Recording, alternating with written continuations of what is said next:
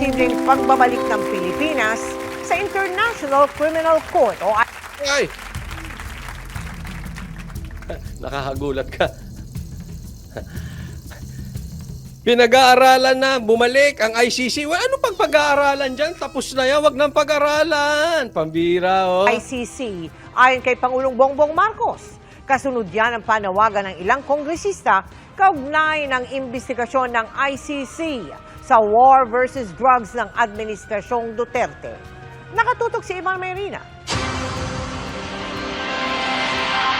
Si Pangulong Marcos na mismo ang tinanong ng media kanina kung anong tingin niya sa hinihayang mga resolusyon sa Kamara na humihimok sa gobyerno na makipagtulungan sa investigasyon ng International Criminal Court o ICC sa war on drugs ng Administrasyong Duterte. There is also a question, should we return?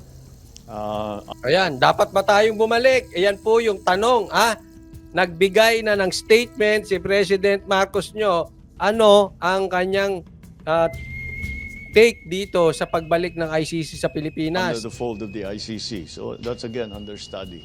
So we'll just keep Yun, under study. looking at it and see what our options are.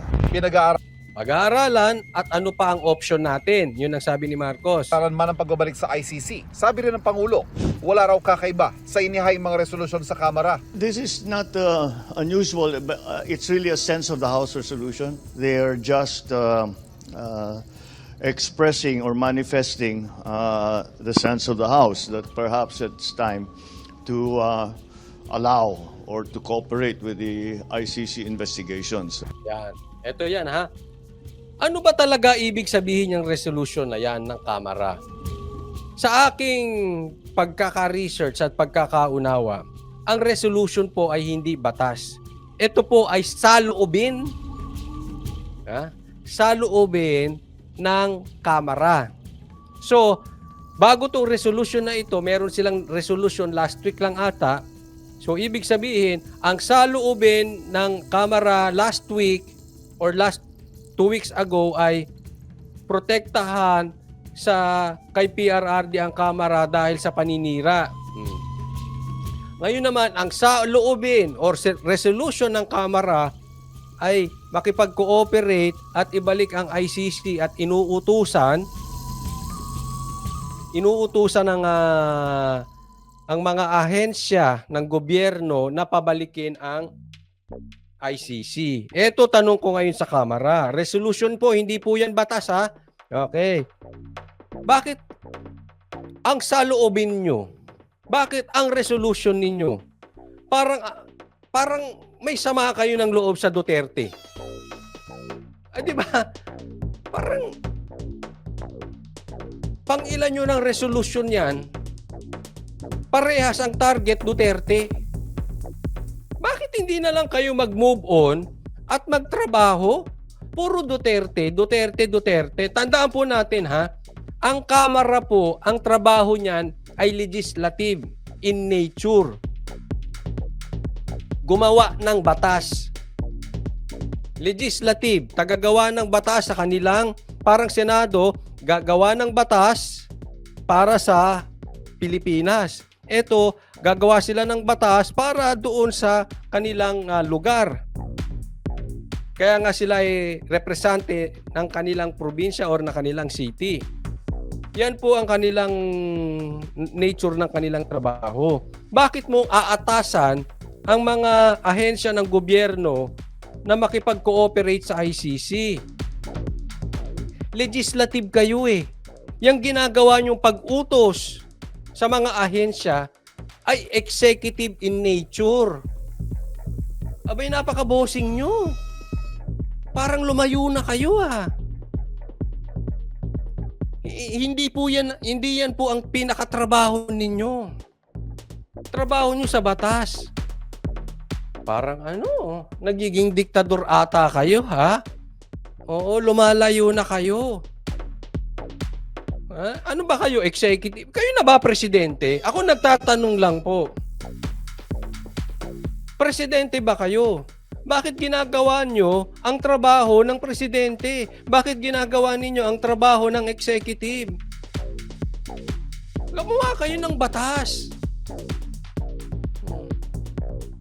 2019 pa opisyal na nag-withdraw ang Pilipinas sa ICC.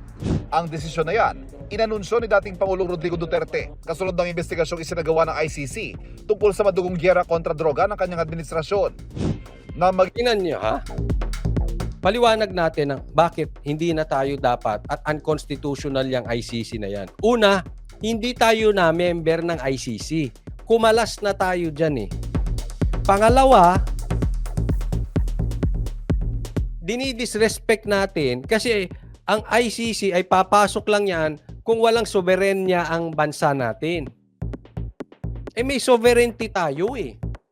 So sa madaling salita, kung may sovereignty tayo, wala silang jurisdiction. Hindi sila ang dapat mag-imbestiga rito. Ang may jurisdiction ay ang Pilipinas para sa mga Pilipino. So sabit talaga yung ICC na yan. Ako, hindi ko alam kung ito ay form of harassment para kay PRRD or tinatakot. I-harass nyo, siguro agree ako na effective yan. Pero takutin nyo si PRRD. Good luck sa inyo. Hindi na kayo nasanay. Di ba? Habang tinatakot nyo si PRRD, kayo ang lumulubog.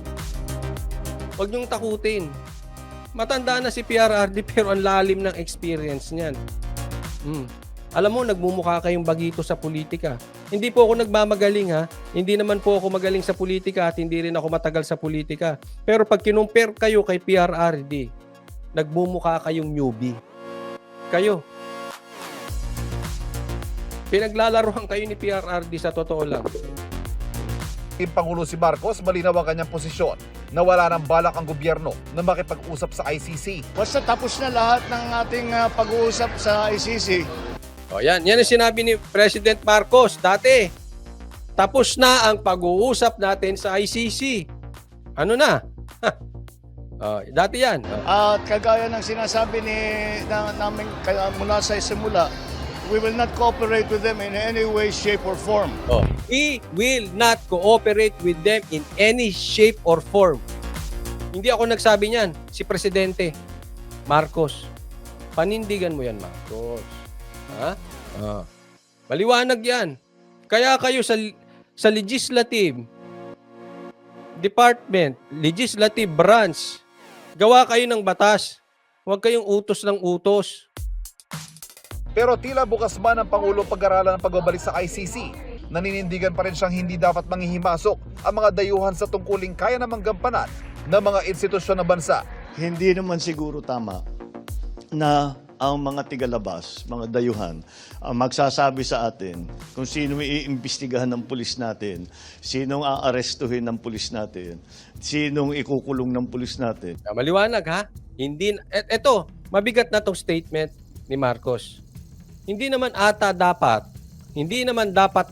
tama na yung tagalabas ang magsasabi kung sinong maghuhusga, sinong liliti, sinong manghuhuli sa mga Pilipino. May pulis po tayo. Nilinyahan niya na yan. Kayo sa kamera, sana makinig kayo. Sana kayo sa kamera, sundin nyo yan. Sinabi ng presidente yan eh. Bakit hindi nyo kapitan? Bakit nag-aasta kayo na executive? Bakit astang executive branch kayo? Makinig kayo sa presidente. Hindi naman siguro tama 'yon. Dapat Pilipino lang ang gumagawa niyan. May pulis naman tayo, may NBI naman tayo, may DOJ tayo. Yun nga lang, sinong boss ng DOJ?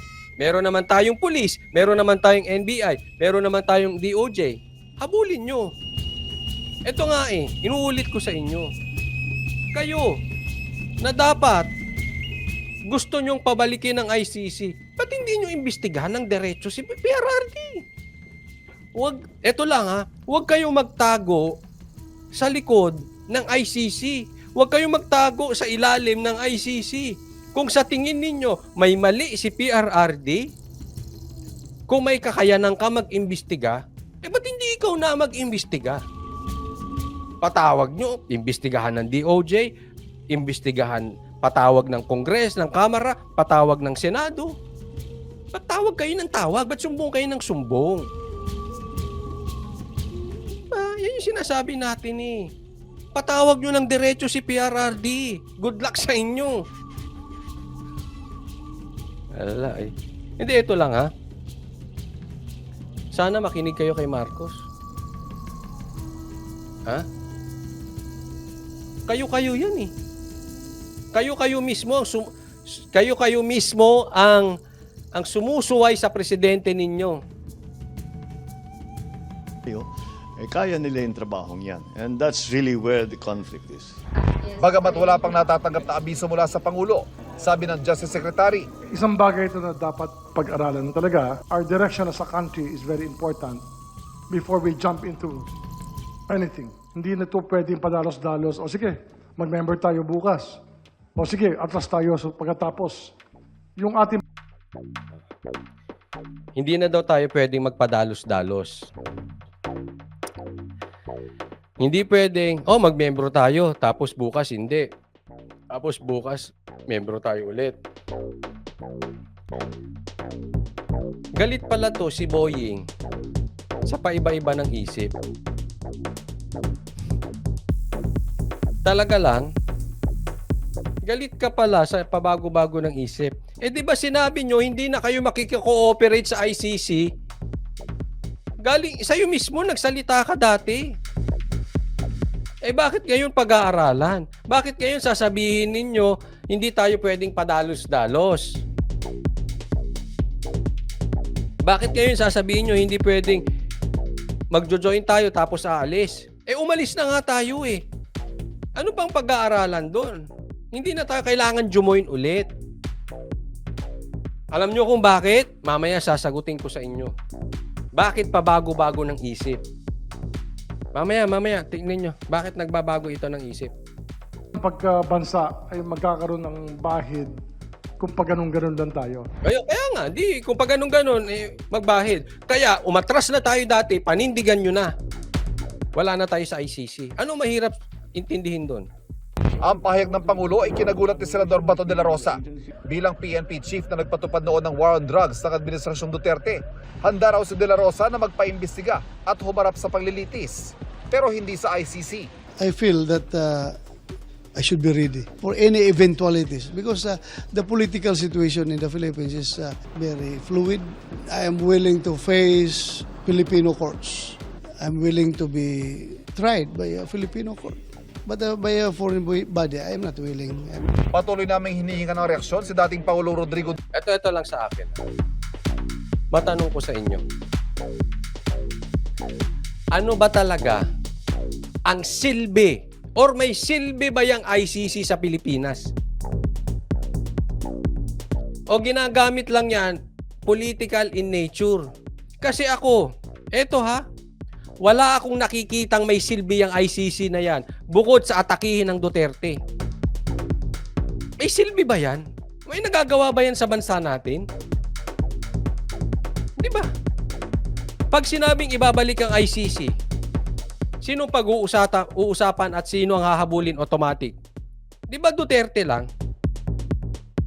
Ano bang silbi nyo pinanganak kayo sa mundo ICC?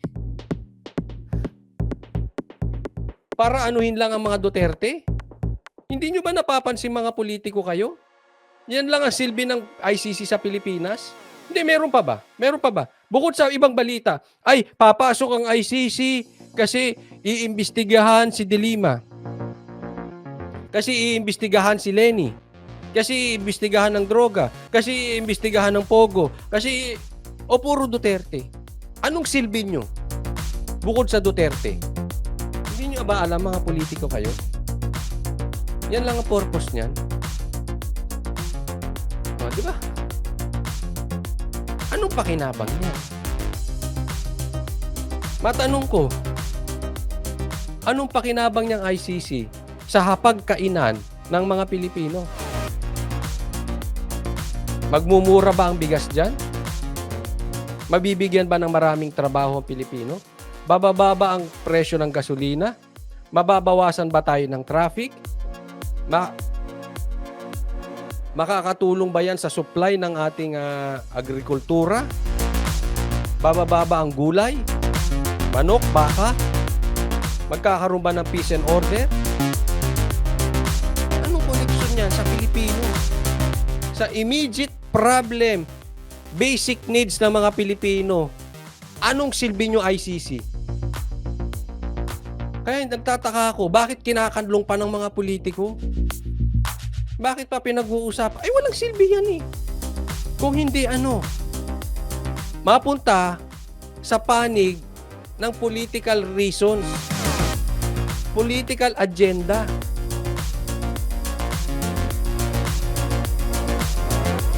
Kaya anong nangyayari sa atin?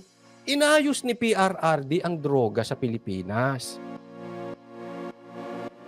Imbis na matuwa kayo at gayahin ninyo para mawala na yung mga drug lord sa Pilipinas, yung mga addict, kinakanlong nyo pa. Tapos kausap pa kayo ng kausap sa makabayan. Kausap pa kayo ng kausap sa mga makakaliwa.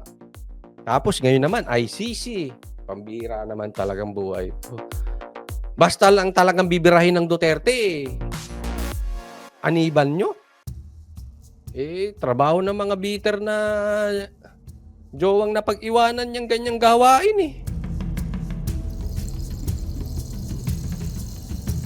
Sana may silbi silang iba. Bukod sa ipitin ng Duterte. Duterte. Habang dati nang sinabi ni Vice President Sara Duterte na labag umano sa konstitusyon at insulto sa mga hukuman ng bansa kung papayagang mag-imbestiga ang ICC sa war on drugs. Nagpaalala pa siya sa mga mambabatas na respetuhin ang sinabi noon ni Pangulong Marcos na hindi makipagtulungan ng gobyerno sa imbestigasyon ng ICC. Sabi naman ni House Speaker Martin Romualdez, susundin nila kung ano man mapagpasyahan tungkol sa pinag-aaralang pag-anib muli sa ICC. Para sa GMA. Grabe ko si Romualdez. Ewan ko. Ewan ko. Grabe. Grabe ang galit nyo sa Duterte.